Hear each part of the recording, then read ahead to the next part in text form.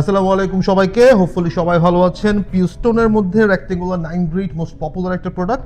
এটাকে খুব ইন্টারেস্টিং ওয়েতে কীভাবে আপনি ডিজাইন করতে পারবেন তার জন্য একটা কনসেপ্ট আপনাদের সাথে শেয়ার করব।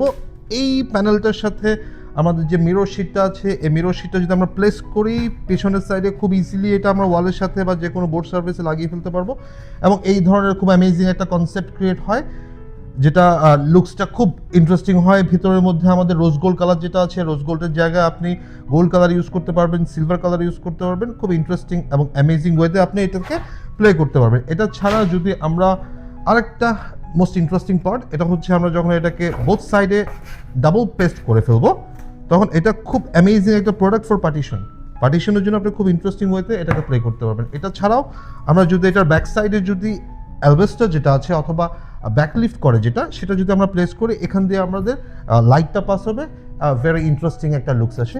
তো পিউস্টোন প্যানেলের রেক্টেঙ্গুলার 9 গ্রিড দিয়ে আপনি মাল্টিপল ওয়েতে আপনার কনসেপ্ট অনুযায়ী বিভিন্নভাবে ডিজাইন করতে পারবেন।